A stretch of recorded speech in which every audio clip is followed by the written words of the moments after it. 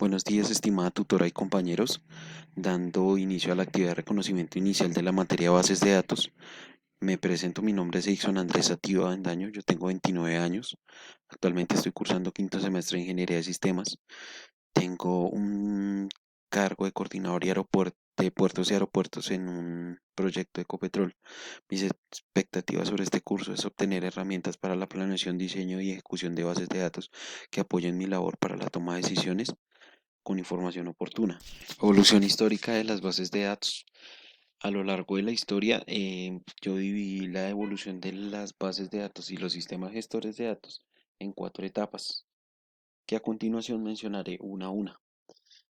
Los primeros años de las bases de datos tuvieron sus inicios con la creación de dos máquinas muy importantes dentro del desarrollo de la organización del almacenamiento de la información. En el año 1884 se crea la primera máquina tabuladora por el señor Hermann Hollerith, quien es considerado el padre de la informática, ya que a través de este mecanismo se podía almacenar la información de los servicios de trenes de los Estados Unidos. En el año de 1950 se procede a crear la máquina de grabación de cintas magnéticas por parte del señor Fritz Bleumer, facilitando mucho más el proceso de almacenamiento ordenado de la información. Dentro de sus más grandes defectos se encontraba que la información que se quería buscar en un momento específico requería rebobinar la cinta magnética para volver a retomar la información ya grabada.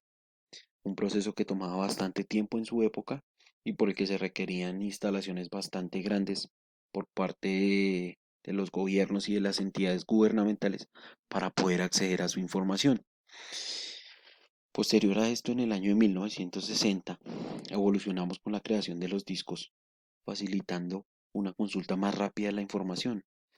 Esto teniendo en cuenta que en una cinta magnética se requiere rebobinar la información para poder acceder al segmento que se quiere consultar, diferente a un disco en el cual el segmento de la información ya se encuentra grabado y se puede acceder de manera más rápida. La segunda etapa de la evolución histórica de las bases de datos se fundamentan la creación de las bases de datos jerárquicas y en red. O sea, ya se empieza a trabajar con sistemas en redes para entidades gubernamentales, empresas, gobiernos, con bases de datos como IMS y ADABAS, que pues eran unas bases de datos que trabajaban de una manera más estructurada, permitían una consulta más rápida, así como la estandarización de la base de datos jerárquica, la cual es una estructura en forma de árbol al revés, que permite discriminar atributos para diferentes estructuras de información. Dentro de su más grande efecto de estos dos tipos de bases de datos, se encuentra que la información puede estar repetida, no por errores humanos, sino básicamente porque para varios perfiles pueden haber muchos atributos repetidos, lo que impedía pues hacer una clasificación de la información de una manera más oportuna. Llegamos al año de 1970. Se crea el modelo relacional que busca estructurar mucho más el guardado y consultar la información. Eh, este modelo fue establecido basado en un modelo matemático de álgebra lineal,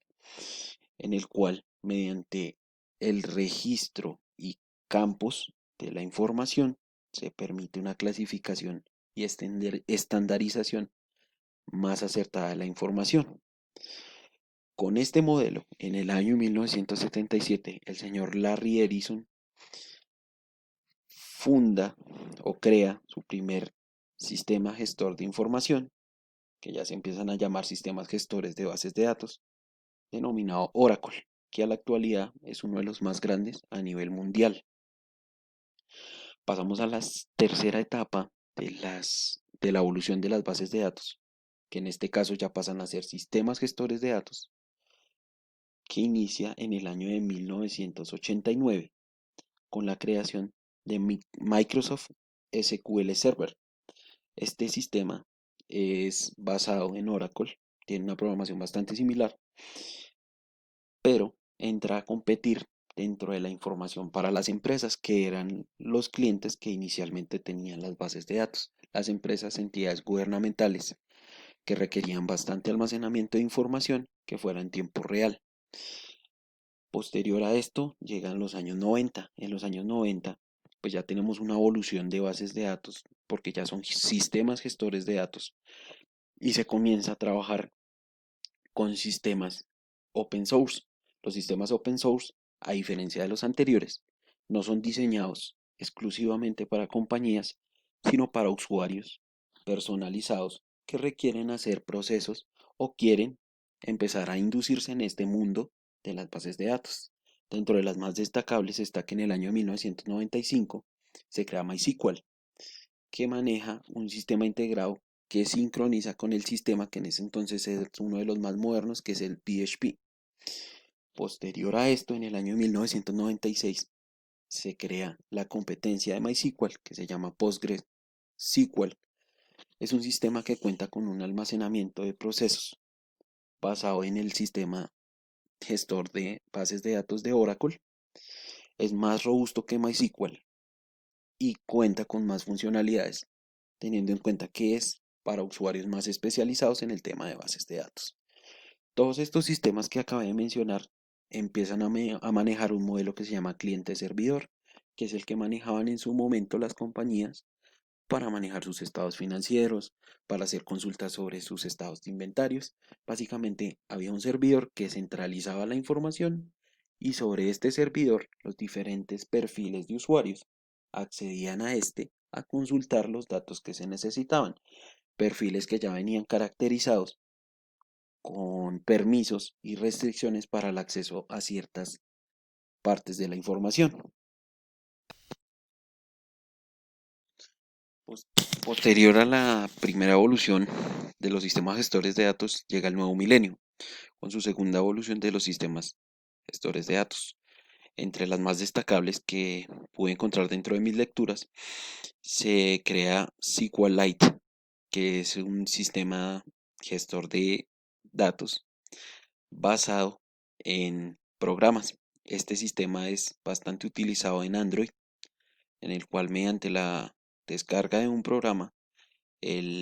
automáticamente el celular crea ficheros sobre los cuales almacena la información de acceso, permisos, usuarios, todo el tema que tiene que ver con eh, Android y iOS. Trabajan con este sistema de gestor de bases de datos. En el año 2009, eh, Oracle compra MySQL. Esto generó un, como un ruido bastante grande entre los usuarios que utilizaban los sistemas gestores de datos de código open source. Eh, Desafortunadamente, pues tenían el temor de que este programa se fuera a volver como lo es Oracle, un sistema específico cerrado como para ciertos manejos de la información y de las bases de datos, y no permitiendo pues establecer parámetros para la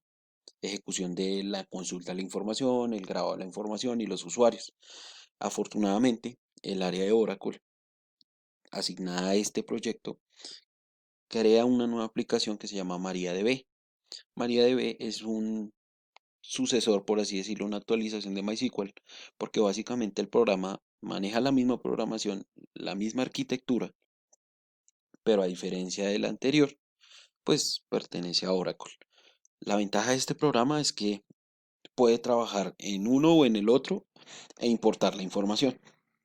Ya como último dato de importancia, eh, pues a través de mis lecturas les comparto los sistemas gestores de datos más utilizados en la actualidad, entre los cuales podemos revisar que Oracle y Microsoft llevan la parada respecto a este tema.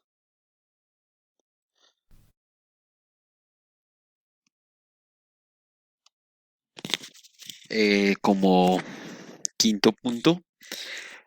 Hago un breve resumen de las tendencias hacia las que yo considero se dirigen los sistemas gestores de datos. Los sistemas gestores de datos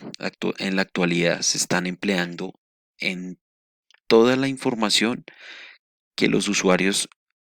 ingresan en la red, redes sociales,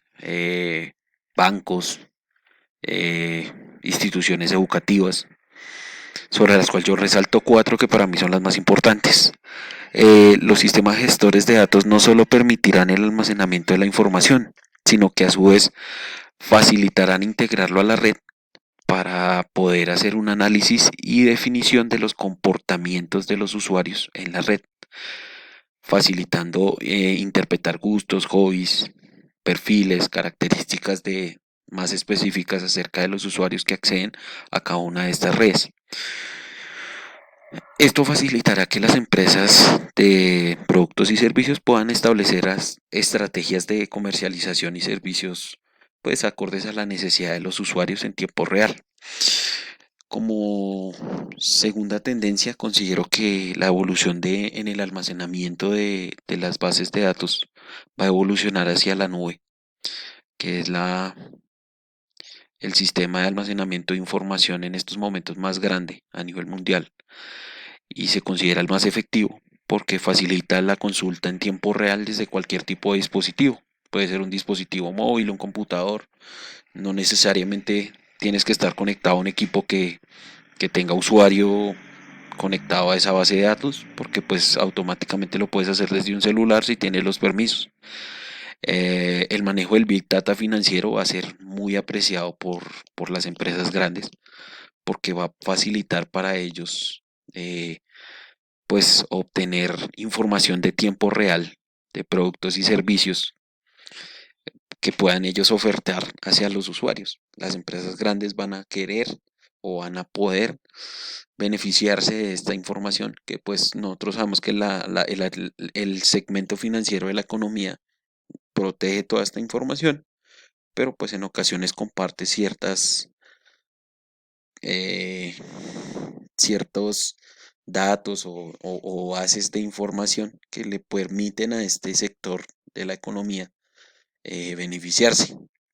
a diferentes sectores de la economía. Como última medida, pues la integración plena de la inteligencia artificial en